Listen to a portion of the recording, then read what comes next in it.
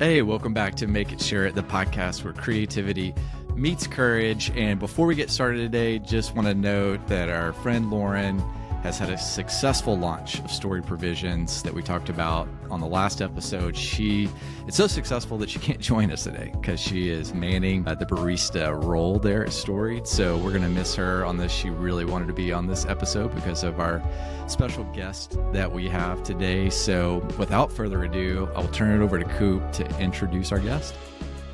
All right, so this young man by the name of Graham, he's in the same school, same age, same group as my oldest daughter. That's how we first met. But way more important and way cooler than that, he was one of my songwriting students. And so he's done a year of intense, backbreaking, some people would say revolutionary and intelligent songwriting. He's a musician, all at 15. He's a Dallas sports fan, so he knows heartache and heartbreak. Also Baylor sports, also just full of heartache and heartbreak. It's amazing that he ever smiles. But besides being a musician and a songwriter, he's an actor on stage, on TV, and film. So, I mean, the kid is doing a lot. And some of his latest projects have been pretty crazy and a lot of fun, from travel to haircuts. So with that, ladies and gentlemen, Graham Harvey is joining us today. Yay. Yay, everybody. Welcome, Graham. I'm so excited. This is going to be fun. Yeah, this is going to be great. Absolutely. Well, I'm gonna kick it off just with a fun question that I like to ask people every time it's different. So my question for you is, do you know 90s music? I would say I know a good amount of 90s music. He does, Kent. Okay, so he answered quite a few questions in class that I was surprised. Okay, so now that we've established that, tell me your favorite band and or song. Favorite 90s band? That's tough. Okay. So Nirvana's always has a close place in my heart, but I also do love the Smashing Pumpkins. There we go. Smashing Pumpkins fan. I would always talk about it in songwriting class. Sometimes when I would give him song ideas, I would just throw out some random bands just to show him that I know my music, and they were sometimes not very smart. But yeah, no, I love 90s music. I love the Smashing Pumpkins and Nirvana. That's probably my top two right now. I mean, those are the two that I turned 12 years old when those two first albums came out. I was in the 6th grade, and I got my first electric guitar that year for Christmas. Wow. Now, in that same 6 months is that miraculous Red Hot Chili Peppers, Pearl Jam, Alice in Chains, Pearl Jam's up there too. Metallica Black Album, all came out within 6 months of me getting my first electric guitar. I mean, I had no choice. Were working. Well, man, and this was before the internet, so we didn't have tabs. So you had to learn how to play these songs by just record, rewind. I mean, play, rewind, over and over and over, trying to learn these things. But Smashing Pumpkins and Nirvana to me are two.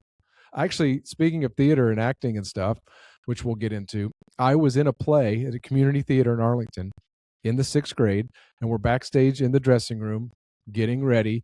And some of the older dudes in high school set down a boombox and hit play, side one, song one, Nirvana.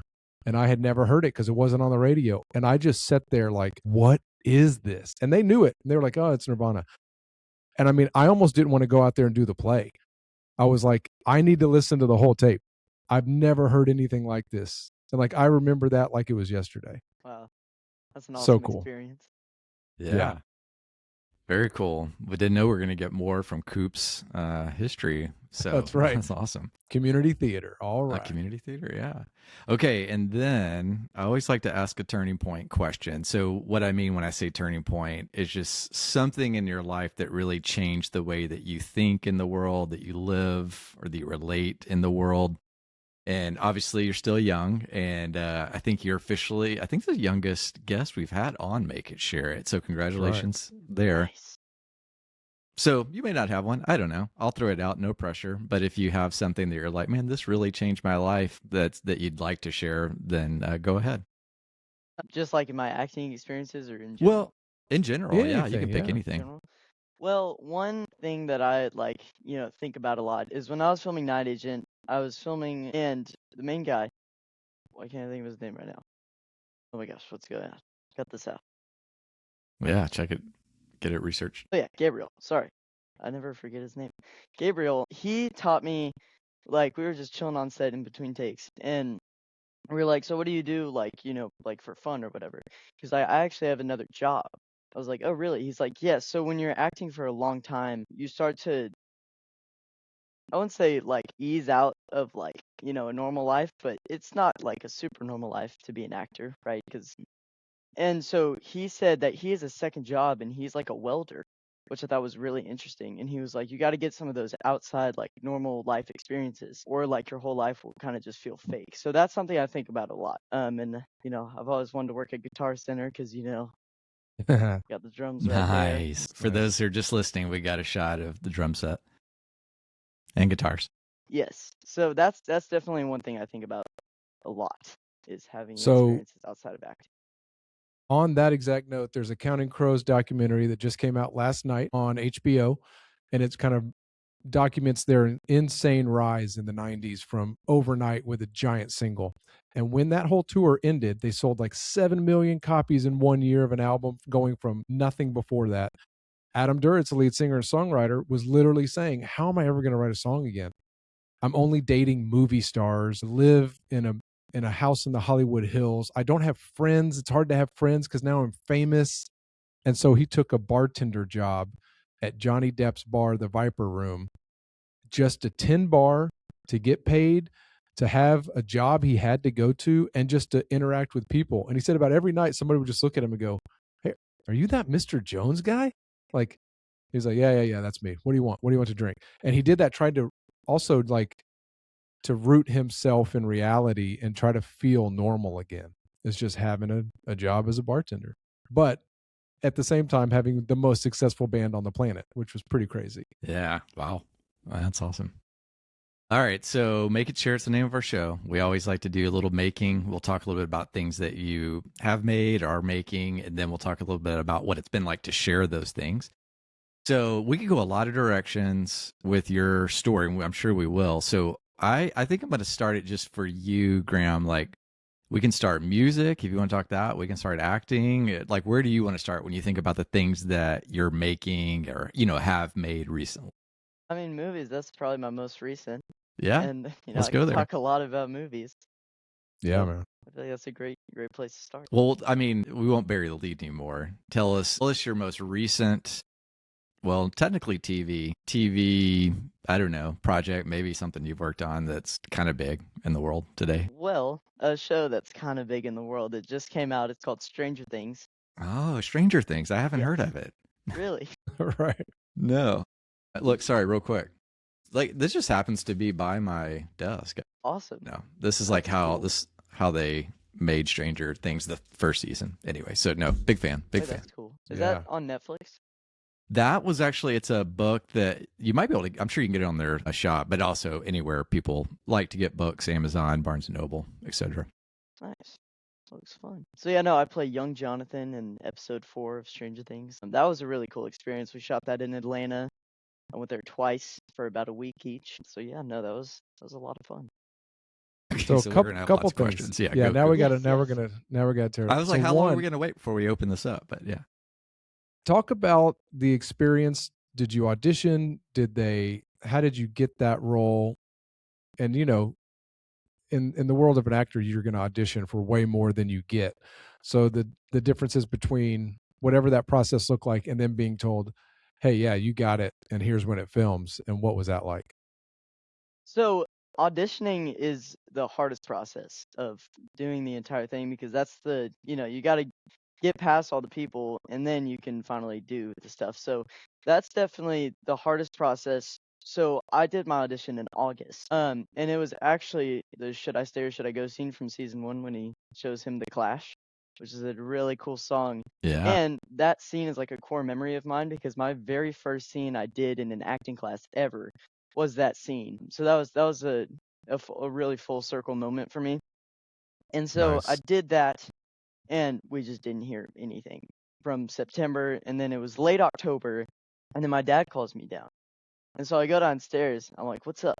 And he's like, just immediately, he's like, "Why are you acting strange?" And I'm like, "Why are you acting strange?" He was like, "No, Graham, why are you acting strange?" And he said that over and over. I was like, "What is going on?" I was like, "Oh my gosh, did I just book Stranger Things?" He's like, "Yeah," and we all started partying and screaming, and that was awesome. But then you have two new pieces. At what point do you show up and they make you sign your life away to say, by all means, you are not allowed to tell anybody what you're seeing here, doing here?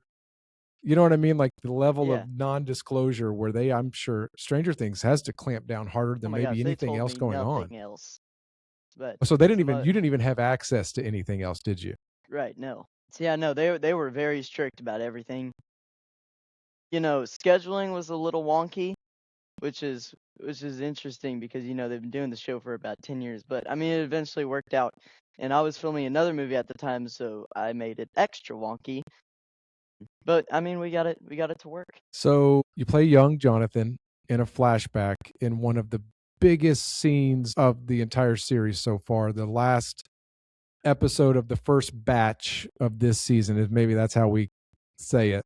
And you're in the last 5 minutes. I mean, like the climax of this thing.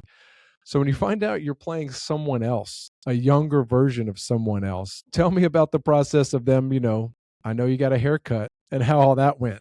Because I mean, if you get Stranger Things, like right now, if they ask me to shave my head, I'm shaving my head. I'm in. Whatever you want Right. me to do, the answer is yes. But just what was that like? I mean, it was first of all, it was so worth it to get that bowl cut. But immediately when I learned I booked it, I went to our blue room, which is downstairs, like where our TV is, and I just turned on Strange Things and I started studying everything that Jonathan does, all his, aneurysms and stuff like that. And getting a bowl cut was not the first thing that came to mind for me. So then, like, we landed in Atlanta maybe like 2 weeks later, and my mom was like, you have to get a bowl cut, right? I was like, so I have to go to school with a bowl cut now. And the teachers were asking me a lot of questions, and I was like, I just wanted to try something new. And they were like, okay. So, Yeah, everybody knew something was up, but nobody knew right, what. right. Yeah. Well, What? Kent, something that we found Yeah. out Go ahead. is that there's one person in the hair and makeup world that's been there since the beginning that does those awful haircuts to everyone to kind of make it look like their mom cut it in the 80s, which Right. is what happened in the 80s. Everybody's mom cut their Indeed. hair. On set, they And called it the Joyce cut because it's the Joyce Byers cut. She cuts there them. you go. It's the Joyce cut. And I had a friend that lived across the street from me that one day showed up with his bangs like up here and just, I mean, about at this angle. And I was like, John, buddy, what happened? And he was like, my mom. I mean, the bangs were supposed to be down here, big 80s right across. And she just kept getting it uneven and kept overcorrecting and then just stopped. And in the 80s, you just went to school and you just let that thing grow out until you had its time. So there were some kids walking around with awful, awful haircuts. So I think it's hilarious that Stranger Things even nailed that. Yeah. Pretty authentic. Okay, tell me about. I'm assuming that the Duffer Brothers were directing your scene. Mhm. What was that like? Tell us what it's like to get direction from them. Well, I was already a fan of the show, so working with the Duffer Brothers, just even seeing them in person was like, oh my gosh, right? And so we shot, it probably took about 2 hours. That's usually how a scene that's like 30 seconds takes. But they knew exactly what they wanted and how to get it out of us. So, I mean, they were just phenomenal directors. And I think it was, hold on, I wrote this down in my interview notes. Precision. Yes. And so they, Matt did a lot of the talking. They both knew exactly what they wanted. They're just such a tag team. And then the AD helped us so I'm hammering the Castle Buyers sign onto the stick onto Castle Buyers. And I told them that I knew how to hammer. I didn't. So I just kept missing and missing. I'm like, they're gonna fire me. But we got it to work. They made me look good. Thank goodness. Well, Graham, that's one. That is lesson number one as an actor. Whatever they ask you to do, the answer is yes, I've been doing that my whole life. And you figure it out later. So they're like, you ride a horse, right? You're from Texas. You can ride a horse. You just go, yep, grew up riding horses. And then you just That's go, the exact I got same to Google story. that. I mean, hey, can you do a French accent? All day long, all day long. And then you just Laissez panic and compétent. yeah, you figure it out later. So never say no. When they're like, hey, you're good with a chainsaw. Like, you got it. Right. Done. Yeah. That's you great. never, ever say no, buddy. Acting 101 right there. That's Yeah. right. That's so good. Okay, so when for you they got everything on lockdown, you're trying to prep, did they just give you your literal specific section of the script beforehand? Like how did they say this is what you need to prepare for our time? So I booked it, right? And then they just sent the script, not the whole script. They wouldn't do that. But like it's funny because the thing that you would log on to go onto the script, it would like expire and lock you out in 24 hours, I think. So I just had to look at what I had, and it was just like what I was doing and just a little bit more. So it was like Robin's monologue during the scene, and then my stuff that I'm doing with Will and Mike and stuff. Wow. Yeah, that's fascinating. They've got that figured out, the lockdown and information. And so when you were talking the timeline, like October, was this a year ago that you were filming, or right before it came out in November? Yes. Yeah, it Yes, was so last year. editing takes about like 2 to 3 months, but they just wait for like a long time. Like I was filming a John Cena movie at about the same time, and it won't come out until 2 years after we filmed it because that's just when they want it to come out. Which I think is really interesting because they're just so perfect on their dates that they get stuff to come out. There's no exactly when to put it out. Yeah. Yeah, there's a science to all that. Yep. This release strategies. I mean, at the end of the day, however much money it costs, they've got to make a substantial amount above that to pay back investors, to fund the studio, wherever it's coming from, in order to keep making them. So every little thing, there's like an accountant or a lawyer or a business guy involved in poring over spreadsheets to go, this thing's got to come out the week before July 4th. It's John Cena. It's going to, I mean, they have that stuff figured out.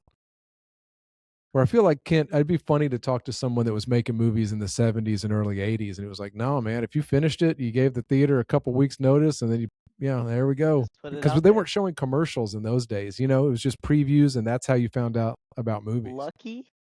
I know. We need to go back into the old days. I'm I saying like we it. like I was there, but I wish. Yeah. Okay, before we leave Stranger Things, just give us what's your kind of big takeaway, now that it's finished? Like, what are you going to remember from that experience? That's a good question. I think I have a good one. It could be good. I hope it's good.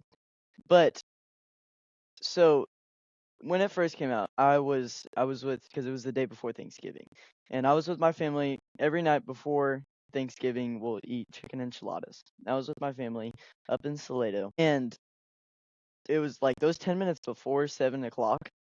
I mean, my heart was racing, my nerves and blood was pumping. I was very nervous. And so then it hit 7 o'clock and we're rushing through Netflix and it crashes, obviously. And then we go back off and then my mom's like, oh my gosh, I found it. So we go on, we're scrolling through, and we find it. I'm like, yes, we did it. But one big takeaway, if that didn't happen, there was nothing I could do about it. So like sometimes it's not something I could have done. So like for future reference, if I have like a smaller role like that, there's a chance that it cannot be in it. And sure, that might be frustrating, but I got to live with it. I can't change it. It's good, man. Surrender. Yeah. Yeah, I've heard so many actors that got successful or sustainable later in life. And like Bryan Cranston has some famous takes on it of like the job of an actor is to audition. That's kind of all you can do. You show up and audition, and that's where you really know you'll get to perform someone's work for someone else, which is the job of an actor, right?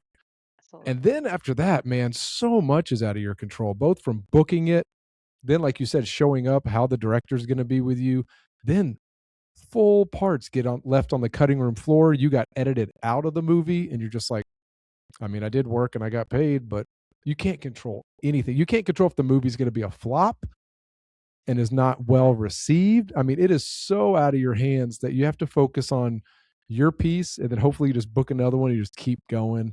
Right. And I think that's another reason why so many actors that really do this at a high level don't watch a lot of their stuff because they're like, it ties you too much to that end product that you have no control over. So you just move on. You just go, I'm just going to go audition for the next thing, go work on the next thing. But that's crazy. I'm glad you didn't get cut. Me too. Me too. Oh my goodness. Yeah, But I think they had to keep those scenes in. That was a big part of the arc of the whole story. So you were in but some we good had ones. no idea because that's all we got. So Yeah, it was just like a normal scene. for sure. So Right. it's Yeah, funny you how didn't that know works. that. Yeah, it turned It's out to be yeah. huge. Yeah, that's crazy.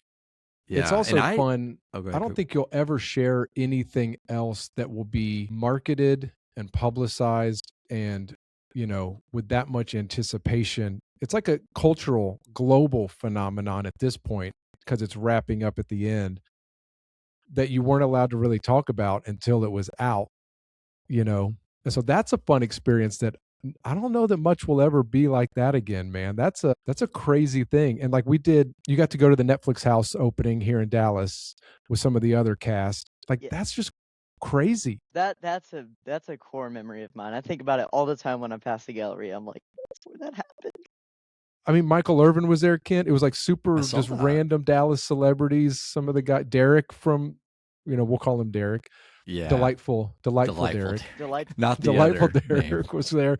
That's just so cool and fun to have that as part of it's almost like an album release party. That was just kind of a fun local deal that I thought was pretty special. Mm-hmm. Really Yeah, cool. talk about, because that's on the sharing side. I guess we'll do this, and then I want to hear more about acting and how you got into it and all that. But that is the sharing part of it. You're getting the word out. You said that would be a core memory for you. Why is that?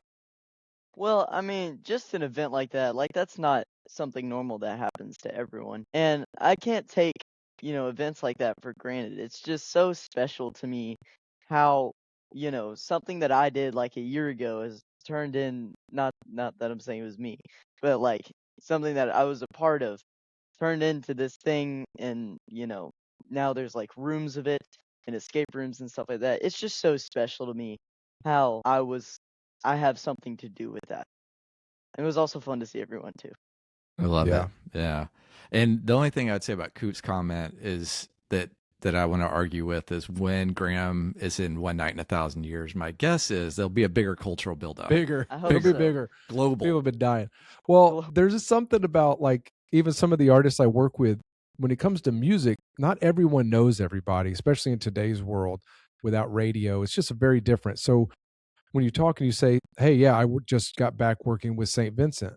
Well, she's not commercially everywhere, but she's won 4 Grammys. She won Best New Artist at the Grammys. So it's like people go, oh, I've never heard of her.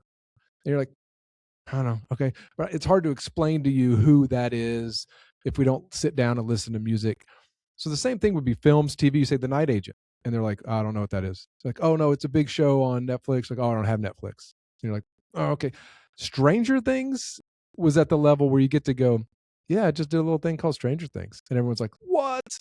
Like if either they're into it or everyone in their life is annoyingly into it and they're the one holdout that's just trying to be cool and say like, oh, I've never even seen it. But other than that, it's got to feel good to just go, yeah, I just wrapped a little Stranger Things. Oh yeah, it's good. It's coming out on Netflix. And rather than having to explain to somebody who John Of Cena course. is, who doesn't know who John course. Cena is. Of course. Yeah. That's awesome. By the way, John Cena, spoiler alert for people, I'm just telling you right now, there's a show called Pluribus, Vince Gilligan, genius, that is on Apple TV right now, and John Cena shows up in it, and you're like, how did this happen? But he did, and it's amazing. Wow, that's cool. Nice. Okay, tell us, Graham, like let's go back in time.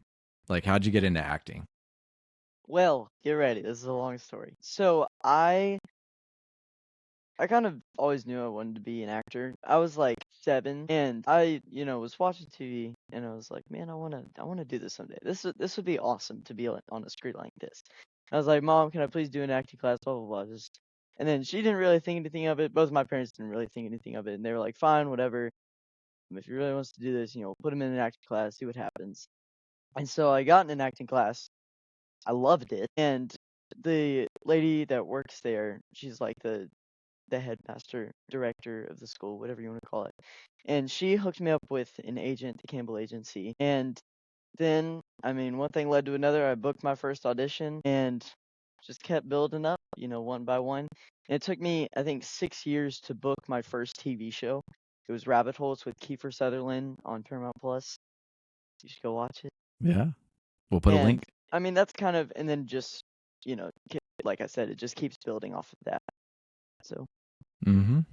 It makes sense. It's interesting because there's things that, especially when you're younger, we're just experimenting. I think I'd like to try that, right? And some things you do, and you're like, oh gosh, no, I do not want to do that again.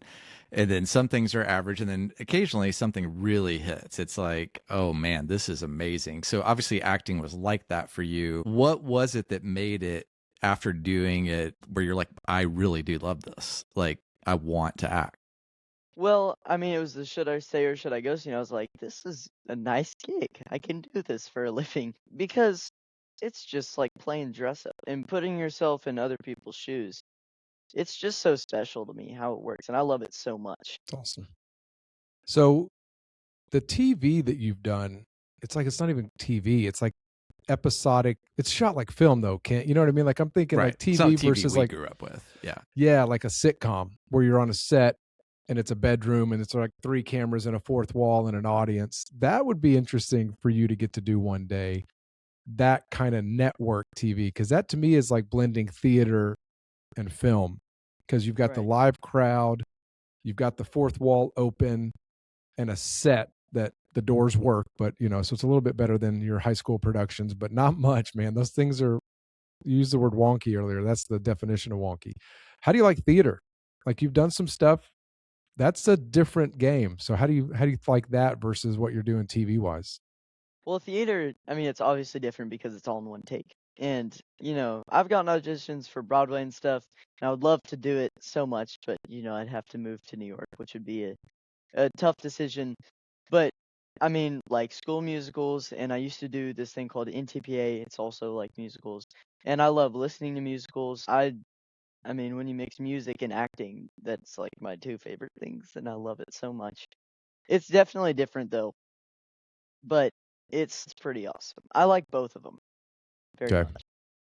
I've always thought it'd be interesting, like on the Broadway side, it's so much work, like any Mm, film or anything is, but then you get to be that character for months and really get into the performance. And like, that's where I think actors get addicted to theater, or like 10 years later, like, I got to go do that again. Cause if you get a really good Shakespearean character or something that's really well written, and Neil Simon, you're just like, I get to be this character in front of a crowd 7 days a week for 2 months, and it'll be exhausting, but man, talk about getting deep into your craft and like really honing it. I think that would be a cool thing, that's even like if you Hugh only do it every Jackman. once in a That's his while. story. That's right. Once you get into that, it's hard to leave it behind. That's cool. Yeah. Well, let's If talk you, music. Let's get into Coop's. We can Let's get into do it. songwriting class. Yeah, man. So same thing. Like, where did that start? And I guess maybe take us through what that part of your making has been like. Right. So, I mean, I've always kind of been into music, and I like the way it makes me feel. But I really started to like music. My dad was introducing me to music. That's usually how a lot of kids get their music taste, I guess. So I kind of just stole all of my dad's music and called it my own. And, it was like Nirvana, Smashing Pumpkins, Bon Jovi, all the greats, Journey. And it just stuck with me. He moved on to country, but I we'll stayed get him on back. rock. We'll get him back. Let's get him And back, Graham. right, let's do it. Let's play some music for him. I mean, he still likes rock music, but That's good. he loves Thomas Rhett. That's like his favorite artist, that and Old Dominion. But I mean, I'll talk about any music. I love all kinds of music. That's great. Tell me about Coop's class. I mean, we've talked about it on the show a little bit, and we've got to see the clips even of some pretty well-known artists who chimed in for the class, which was awesome. But yeah, what was it like taking that class? Well, I mean, I've never really like made music. I've tried on like GarageBand and stuff, but like writing music I could never do. I took Mr. Coop's class, as you call it, and I mean, he just showed us the way. He sent us videos from Lecrae, like everyone, like the Counting Crows guy. I forgot his name. Yeah, Adam Duritz. Jason Yeah, Momoa. Yes, Adam Derp. Jason Momoa. And they all had some really, really good advice. I took it in, and then I made a song called, what was it? Flying with No Wings. I based it That's off right. of John Mayer a little bit, and my friend Isaac sang it for me. I thought it turned out a little well. And he's a drummer, so let's say that. So Graham, I know another thing that I think is super cool in the world of like, okay, if you have a kid that wants to play an instrument, man, where do you start? Do you just get lessons? There's something so cool about playing music with other people, even if you're young. So you went through School of Rock, didn't you? Yes. I think that's awesome. What did you like about School of Rock? They just had a really cool program. So it would be 45-minute lessons every week. In addition, you would get, like, they would assign you into a band that would play like a certain type of music. I mean, it was all rock, but it'd be like a band. So like my very first one, it was Y2K. It was all Y2K songs. Like, I can't think of names today. I don't know why. Just think You're fine. Y2K songs. Yeah. And my very first song I played through them was When You Were Young by The Killers. That was really fun. And then Steady As She Goes by the Raconteurs. Raconteurs. I can never pronounce Yeah, it. it's Jack White's other band. Yes, it is. I know that now. There you go. And I did that for about 3 years, and I actually just stopped recently, sadly, because I had to focus on some other stuff. But no, I love School of Rock, and my drum teacher Thomas, shout out if you're listening. I'm holding up a heart. No, he really helped me out too. He's wonderful. Yeah, I'm a big fan of the School of Rock, like just idea and an easy, good way to get lessons and then also figure out what it means to play music on a stage with other people, even if it's in front of your parents and friends. It's like, man, getting the first gig, quote unquote, out of the way at a young age is a huge, huge deal. Yeah. So that's cool. So yeah, he's a drummer, which again, that's what I liked about the songwriting class. It's like, okay, if you're a drummer, that tells me a lot. Tells me you like music, tells me you know a lot about how a song is structured and the dynamics and how it needs to go. You're kind of the backbone of it. But drummers don't get to write songs at very rarely, and that they don't know chords usually. So to help write the chords, unless you're Dave Grohl, see, that'll get old Dave. But I mean, that's like the one we can name, and because of that, he's like maybe one of the biggest rock stars in American history. So I thought that was fun to be like, we had a couple interesting, somebody that was good at ukulele, we had drummers, violin. So it's like, okay, so you know music, but as far as writing a pop song, you don't have a lot of experience. So but they're quick learners. So it was fun that Graham, like you said, he got Isaac, a singer-songwriter, to perform it, which is another thing you can learn. A lot of people don't write songs because they can't sing or something, or they don't play guitar. It's like, no, you can write songs and other people can play it. That's how that's what everyone in Nashville's doing, sell it to someone else and move down the road. And you can still be a very successful songwriter. Love it. So Graham, if you're like, as you keep going in your career, you're thinking of like, well, this would be ideal. This is kind of what I have in my head. We know can't control the outcomes, but like if you could get your ideal outcome for your acting career or music career, like where are you in a few years? In a few years, I hope to see myself on a show like The Office. That's my favorite show of all time, as is, a lot of other people on this planet. I think that's honestly probably the most like well-casted show of all time and like well written. I mean, it's just such a perfect show before Michael leaves. And agreed. Sorry if I offended anyone. No, I didn't watch a show after that. It's the perfect ending. It's the perfect ending when he leaves. So I hope to see myself on a show like that. Or no, that's it. That's just it. Would you want to do comedy?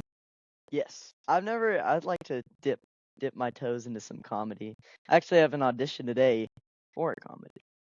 There you go. Awesome. I think my favorite story lines from The Office are how many people that were sitting in there that were writers, and then as the casting process is just bottoming out and they can't find the right person, they just look over and Phyllis is in the writing room and they're like, hey, what if you what if you did it? And same with Toby. Toby was supposed to be a writer producer, and he wrote a lot, and they brought him in front of the camera. They were never supposed to be cast. And then they knew Mindy and Ryan were going to do both. And BJ, yeah, they knew they were both. But that's why it was like, back in the writing room, this guy's nailing Toby. He needs to be Toby. So I was like, how crazy to show up as a writer, and then 6 weeks later, you're like, oh no, am I going to be on a sitcom? Like, that's different. You know, I also think it's funny because So good. there's a bunch of episodes with, like, you know, Kevin would direct one, or like maybe Michael would direct one, or like just all the cast members, they would just let them direct an episode, which is just so interesting because it's all like one big family and they all just trust each other so much. And that's what I would look for in a cast. So I think that's a thing that like Jason Bateman's been talking about a lot lately when he got into directing, was at the end of Arrested Development, for when they had that kind of family, you know, environment. And he was like, hey, I'd love to direct an episode if we do another season. Is that something on your bucket list down the road?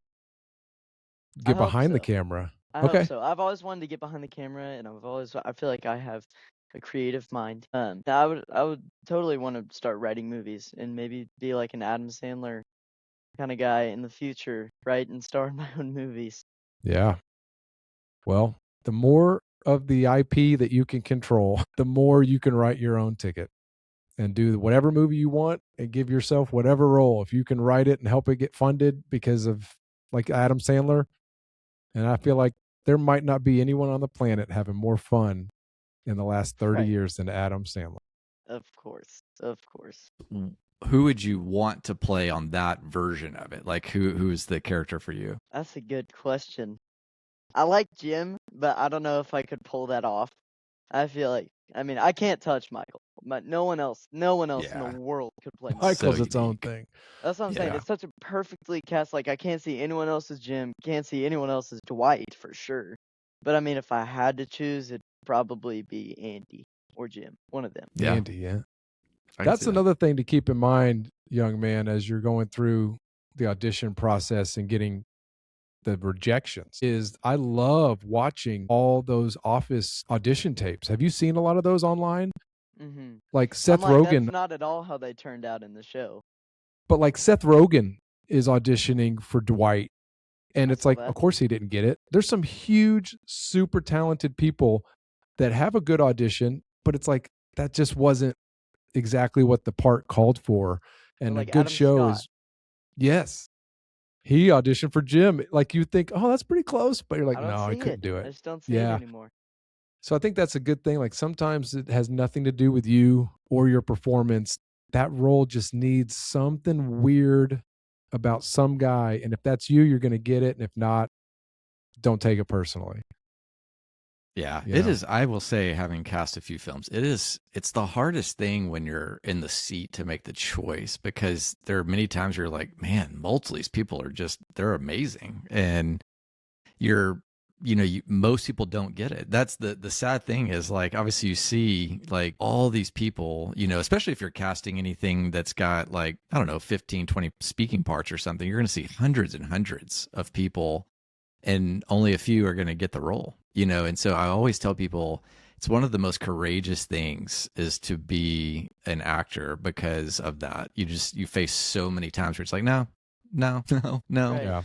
Yeah. It's just so rare to get the yes. And it's not your talent. It's just the fact of there's so many people going for so many limited spots. Mm-hmm. And it's also like, you got to match a kid with, there could be two kids that are just perfect for the role. And one kid's better than the other, but this kid doesn't look as much like the mom as this kid does. And so it'd be this kid. It's just so weird, but I mean, that's what the business is built on, is no's. If you're going to be an actor, you have to be okay with hearing no's. And I've heard many no's, but instead of using the no's as like discouragement, I use it as like motivation to get better and better. And like, okay, what do I need to work on from this audition? And sometimes it's not even my acting. Like you said, it could be like my mom doesn't look like me as much as the other kid does. Yep. Absolutely. No, that's a good exhortation for anybody. And then it translates to every creative endeavor, right? It's like, I think making anything and then sharing it is just always going to involve rejection. And so it's like, how do you deal with that and not let it derail making and sharing, but just keep going and make the next thing? And that's really a lot of how this whole podcast even started. It was just, you got to make it, send it out, it's going to get rejected, and then share the next thing. And you can't control the outcome, but you can control just making it and sharing it. So Yeah. And even films, like films and music, you can do everything, get the job, go into pre-production, get into production, it's being edited, and then things get shelved and you have no control. Like my biggest music project was shelved for 4 years and I had no control. I just played and co-wrote some stuff, and it was because of COVID. And I thought, oh, it's never coming out. And the artist even put out another album in between. And so once she did that, I thought, oh, my stuff's never going to see the light of day now. She's moved on. And then 2 years later, they call and say, hey, we're going to release it. We're just going to clean up some stuff and maybe re-record a few things. And I was like, I did that almost 5 years ago. And then it came out and did really well. So it's also so much of that. You're just like, if I cared about that part of it, I would go insane. And so tell me this, because this is something different between our generations. And even probably the way, Kent, you have cast, you've probably done both in how you've cast your films. So much of the audition process now is, hey, film yourself on a phone and send it to us, instead of guys in a waiting room that all look alike, which my friend Josh McDermott, who was on The Walking Dead and he was on Suits LA, he's done a couple great things. He said he got to be friends with a couple of these people that were showing up on every audition together, and they realized they also all look identical. They're like the same height, built, blonde hair, and the same kind of silly, goofy guys. And they're That's like, funny. they finally just became friends. Like, hey, let's not be competition. We're going to audition together probably for the rest of our careers. Let's just be buddies. But nowadays they don't have that. You film it, or your mom has to film you on an iPhone and send it in. That's crazy. So is that what happens? Does your mom film you? Yes, sorry. Yes. No, yeah. So no, my mom doesn't film me. I go to an acting studio called TTV, and it's my acting teacher Taylor. Shout out to Taylor, the goat. And she'll like, we'll have a camera stand, we'll have a background like this, and she'll just tape it, and I'll do my scenes however long it takes, and then we just send it in. But that wasn't what it was like before COVID. Since COVID happened, they just switched to videotapes and stuff like that. But that's why everyone was moving down to LA if they wanted to be an actor, because that's where most of the auditions were, and they were all in person. Interesting. COVID changed a lot, man. It's weird that we didn't go back. Once everybody got cool, it was like, no, it's easier just to sit at home and let everybody email me some audition videos. Right. Yeah, it's crazy. Okay, so just as we wrap, kind of on the sharing side, you talked about, the nerves before, seeing, if you made the final cut of Stranger Things and all that. But what is maybe some other, as you just are seeing things go out into the world that you've made, other projects and things like that, is that always the case? Do you always just kind of feel that same amount of energy? Was that different for Stranger Things? Obviously, as we talked about, it's a phenomenon. Tell me more about that. Right. Well, I mean, I'm always excited for like the day that something comes out. Like Rabbit Hole, I could not sleep that night because that was my very first like big TV show. Chicago PD, sorry, not BD. Chicago PD was probably the biggest for me because that was the very first time I ever saw myself on a TV screen. And this is a funny story actually. So we filmed that November of 22, and that took like 2 weeks, 1 week or something like that. Came home Christmas. We went back in January, and Chicago PD, since it's a show like that, they'll move super fast. So like after they film something, it'll come out 2 months later, maybe even less. So I filmed that episode, and then I'm back again in January to go film. I have COVID, and so they were strict on testing. So I got tested. My mom got tested. They sent my mom home because they thought she was sick. They like switched up the whatevers. So I had like another guardian on me or with me on set. And then they're like, "Oh wait, you have COVID. You got to go home." And so we were like, "Okay." We couldn't film for like another week or something like that. So we were either just gonna sit in Chicago or go home. Chicago PD, those episodes drop on Wednesdays, and it was a Wednesday, and that night was my first episode. And so we were like, okay, do we want to fly home now because we don't even know if we would get there in time to see my episode with my family? And we were like, we'll just try it. So we were sprinting through Chicago O'Hara. I mean, it was such a Home Alone moment because we were sprinting exactly where they were running. It was awesome. Nice. And then we flew home. We got home, walked in. There I am on screen. I mean, it was surreal. That's awesome. It was amazing for sure. And which one is that, Kent? Let's keep it going. That's a Baylor. Is that Brandt or Haas? So it's Derek Haas, but I was going to ask it because he started Chicago Fire years and years ago, which launched that new series. And I think it's Dick Wolf that, had the original, all those Law and Order and all that. Yeah. But I don't know if Derek is still, I was going to ask you that if you ran across Derek on that. No, but it's funny because before I booked that, my grandfather was in an elevator with them at Baylor. There was two of them. I don't know their names, but two. Probably two Michael guys. Brandt. Yeah. Yes. And Yeah, Derek Haas. Derek. We never know. Nice. That's great. So Well, shout out. He was very excited when I booked. I bet. Yeah. Yeah, Derek was kind enough to meet with me in LA and just talk film industry and all of that sort of thing. And another project I was working on, I was trying to get launched and actually connected us with some people in New York. I mean, just a great guy. So super talented writer. I've not met Michael, but anyway, so yes, another Baylor connection there. Yeah. They were our heroes when we were doing film school there, Graham. It was like they were off making movies and writing movies. And when you're in college studying how to do that, I mean, there's nothing cooler than to hear that guys from your college are doing it in LA. So we've always looked up to them. So they were writing while taking classes in college and like doing movies and stuff. Well, they did it right after. Yeah, Right exactly. after. So That's we cool. were in college and they were older than us doing it. And it was so cool that we were like so close in age and everything that we're like, okay, we can do it. Brandt and Haas did it. We can do it. Just showed Wow. you it's possible, Yeah. That's awesome. which is a big deal. Well, cool. Well, Graham, thanks for taking the time to do this, man. This is a Of course, blast. This was a lot of fun. Thank you so much. Yeah, man. You have to keep Yeah. doing movies, keep acting, keep coming back, and we'll keep talking about it. Of course. I'll do this. Go make an album. I'll Yes. go make an album too while we're at it. Yeah, man. Let's do it. We need more Smashing Pumpkin throwback music right now in our Yes, lives. Yes, and I need another writing class. What's the best way for people to follow you, Graham? Best way, like on Instagram. Like, yeah, there's Yeah. probably a Sure, yeah, no, you can follow me at Instagram, Instagram Harvey. It's not Instagram, it's Insta Graham because that's how you spell my name. Yep. Harvey. Yep. Graham Yep. Harvey's my stage name. So if you got that, that's about the Perfect. only way. That's great. Yeah, Yeah, we'll that's put a link to that in the show notes so it's easy for you guys to see what Graham ends up doing after this. And yeah, kind of maybe we've got I'll put a few links to those other shows, Night Agent, and it was Rabbit Holes is the other show. Rabbit Hole, yes. Yeah, Yeah, Rabbit Hole. Rabbit Hole. Cool. I'll put a link to that as well. Well, for all of you, just keep making and sharing. We love being part of your life. And thank you for the stories, the emails, all the feedback you give about how it's encouraging and inspiring you. And we'll see you on the next episode of Make It Share It.